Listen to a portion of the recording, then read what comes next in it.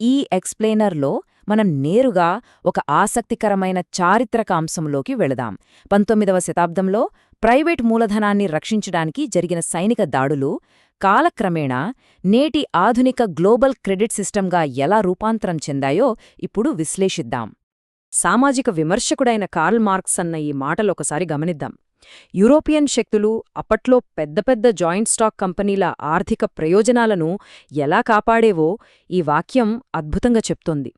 ఆ కాలంలో పాశ్చాత్య ప్రభుత్వాలు అక్షరాల ఒక క్యాపిటలిస్ట్ ట్రేడ్ యూనియన్ లాగా ఎలా మారిపోయాయో అర్థం చేసుకోవచ్చు. దీని వెనుక ఉన్న అసలు కథ చూస్తే జాయింట్ స్టాక్ కంపెనీలకు ఇక వలస రాజ్యాలను నేరుగా పాలించే అవసరం లేకుండా పోయింది. ఎందుకంటే ఆ కంపెనీల పెట్టుబడిదారులు, నిర్వాహకులు లండన్, ఆమ్స్టర్డాం లాంటి నగరాల్లో సురక్షితంగా కూర్చుని నేరుగా ప్రభుత్వాల ద్వారానే ప్రపంచవ్యాప్తంగా తమ పనులు చక్కబెట్టుకోవడం మొదలుపెట్టారు. ఇక మొదటి భాగంలోకి వస్తే మొదటి నల్లమందు యుద్ధం, సరుకుల వాణిజ్య రక్షణ. ఇక్కడ జరిగిన పరిణామాలు చాలా ఆశ్చర్యం కలిగిస్తాయి. చైనా ప్రభుత్వం డ్రగ్స్ రవాణాను బ్యాన్ చేసిన వెంటనే కేవలం స్వేచ్ఛా వాణిజ్యం అనే నెపంతో బ్రిటన్ ఏకంగా చైనాపై యుద్ధానికే దిగింది. కేవలం 3 ఏళ్ల వ్యవధిలో పరిస్థితి ఒక శాంతియుత నిషేధం నుంచి యుద్ధ వాతావరణానికి ఎంత వేగంగా మారిపోయిందో గమనించవచ్చు. దీని వెనుక అసలు కారణాలు తెలిస్తే ఎవ్వరైనా షాక్ అవ్వాల్సిందే. ఈస్ట్ ఇండియా కంపెనీ నల్లమందు ఎగుమతితో కోట్లు గడించింది. పైగా బ్రిటిష్ పార్లమెంటు నాయకులకు డ్రగ్ కార్టెల్స్కు మధ్య చాలా దగ్గరి సంబంధాలుండేవి. ఏకంగా మంత్రులే స్వయంగా డ్రగ్ కంపెనీల షేర్లు కలిగి ఉండడంతో ప్రభుత్వ స్థాయిలోనే సైనిక చర్యకు తీవ్రమైన ఒత్తిడి ఏర్పడింది. ఇలాంటి స్వార్థంతో మొదలైన ఆ యుద్ధం వాస్తవానికి బ్రిటన్కు ఒక ఏకపక్ష విజయం. వారి దగ్గరున్న స్టీమ్ బోట్లు, భారీ ఫిరంగులు, రాకెట్లు మరియు ర్యాపిడ్ ఫైర్ రైఫిల్స్ లాంటి అధునాతన ఆయుధాల దెబ్బకు చైనా సైన్యం అస్సలు నిలబడలేకపోయింది. అయితే ఇక్కడ మనం గుర్తుంచుకోవాల్సిన అత్యంత బాధాకరమైన విషయం ఈ వాణిజ్య విధానాల వల్ల జరిగిన ప్రాణనష్టం.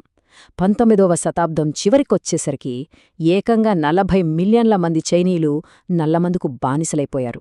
ఇది ఆ దేశ జనాభాలో 10%. కేవలం వ్యాపార లాభాల కోసం ఒక దేశాన్ని సామాజికంగా, ఆర్థికంగా ఇంతలా నిర్వీర్యం చేయడం నిజంగా విస్మయం కలిగిస్తుంది. ఇప్పుడు రెండవ భాగానికి వెళ్దాం. ఈజిప్షియన్ ప్రొటెక్టరేట్, మౌలిక సదుపాయాల అప్పుల వల ఎలా ఉంటుందో ఈజిప్ట్లో జరిగిన పరిణామాలు పర్ఫెక్ట్గా చూపిస్తాయి. మొదట ఫ్రెంచ్ మరియు బ్రిటిష్ పెట్టుబడిదారులు సూయస్ కాలువ కోసం భారీగా అప్పులిచ్చారు. క్రమంగా ఆ అప్పుల భారం పెరిగిపోయి యూరోపియన్ల జోక్యం ఎక్కువైంది. దాంతో విసిగిపోయిన స్థానిక జాతీయవాదులు 1881లో విదేశీ రుణాలన్నింటినీ రద్దు చేస్తూ తిరుగుబాటు చేశారు. అలా వాళ్లు అప్పుల రద్దు ప్రకటించారో లేదో విక్టోరియా రాణి వెంటనే తన సైన్యాన్ని, నౌకాదళాన్ని నైలు నదికి పంపించారు. విదేశీ పెట్టుబడులను కాపాడుకోవడానికి సామ్రాజ్యాలు ఏ స్థాయికైనా వెళ్తాయనడానికి ఈ అకస్మాత్తు సైనిక చర్య ఒక స్పష్టమైన ఉదాహరణ. తర్వాత మూడవ భాగం, గ్రీక్ తిరుగుబాటు బాండులో ఊహాజనిత పెట్టుబడి. ఇది మరింత ఆసక్తికరంగా ఉంటుంది. గ్రీక్ తిరుగుబాటు బాండ్ల కథను గమనిస్తే 2 పూర్తి భిన్నమైన ఆలోచనలు ఎలా కలిశాయో అర్థమవుతోంది. ఒకవైపు లండన్ ఫైనాన్షియల్లు భారీ లాభాలు వస్తాయనే ఆశతో పెట్టుబడులు పెట్టారు. మరోవైపు లార్డ్ బైరన్ లాంటి వాళ్లు ఒక రొమాంటిక్ ఆదర్శంతో గ్రీక్ పోరాటం మీద సానుభూతితో ముందుకొచ్చారు. లండన్ స్టాక్ ఎక్స్చేంజ్లో ఇలా ఆర్థిక అవకాశవాదం, ఆదర్శవాదం కలిసిపోవడం నిజంగా ఒక విచిత్రమే. అయితే యుద్ధంలో ఒట్టోమన్ సామ్రాజ్యం పైచేయి సాధించడం మొదలుపెట్టగానే పరిస్థితి మారిపోయింది. బ్రిటిష్ బాండ్ హోల్డర్ల పెట్టుబడులు తీవ్ర ప్రమాదంలో పడ్డాయి. ఇంకేముంది, వెంటనే ఆ పెట్టుబడిదారుల ప్రయోజనాలే బ్రిటన్ జాతీయ ప్రయోజనాలుగా మారిపోయాయి. ప్రైవేట్ మూలధనాన్ని రక్షించడానికి బ్రిటన్ ఏకంగా ఒక అంతర్జాతీయ నౌకాదళాన్ని ఏర్పాటు చేసి నవారినో యుద్ధానికి దిగింది. దీని ముగింపు చూస్తే చాలా ఆశ్చర్యంగా ఉంటుంది. గ్రీస్కు స్వాతంత్రమైతే వచ్చింది కానీ దానికి వాళ్లు చెల్లించుకున్న మూల్యం చాలా పెద్దది. దశాబ్దాలపాటు వాళ్ల ఆర్థిక వ్యవస్థ మొత్తం బ్రిటిష్ రుణదాతల చేతుల్లో బందీ అయిపోయింది.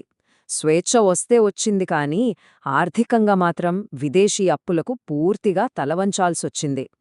ఇదంతా చూసిన తర్వాత సహజంగానే మనకొక ప్రశ్న వస్తుంది. ప్రభుత్వం మద్దతుతో ప్రైవేట్ అప్పులు వసూలు చేసిన ఈ 19వ శతాబ్దపు గన్బోట్ ఎకనామిక్స్ పద్ధతులు నేటి ఆధునిక గ్లోబల్ క్రెడిట్ మార్కెట్ను ఎలా ప్రభావితం చేస్తున్నాయి? దీని గురించే ఈ 4వ భాగంలో చూద్దాం. ఆధునిక క్రెడిట్ రేటింగ్స్ సిస్టమ్. నిజం చెప్పాలంటే నవారినోలో జరిగిన సంఘటనలతో పెట్టుబడిదారుల ఆలోచనా విధానం శాశ్వతంగా మారిపోయింది. ఆధునిక క్రెడిట్ అనేది ఆర్థిక అంశాలతో పాటు రాజకీయ పరిణామాల మీద కూడా ఎంతలా ఆధారపడి ఉందో మనకు స్పష్టంగా కనిపిస్తుంది.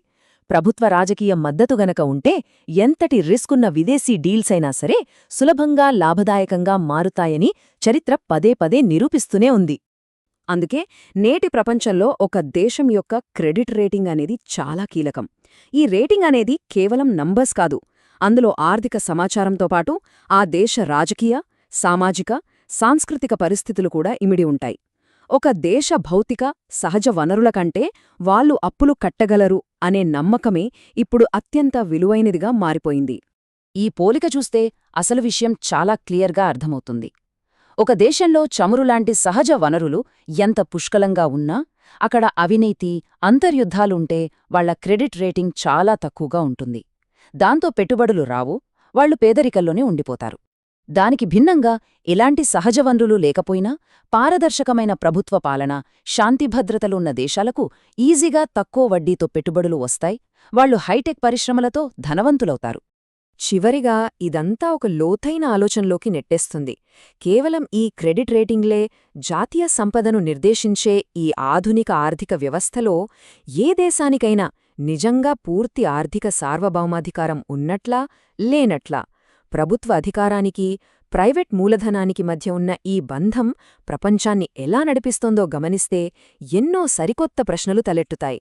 ఈ ఎక్స్ప్లెయినర్ ఈ అంశంపై ఒక కొత్త దృక్పథాన్ని అందించిందని ఆశిద్దాం.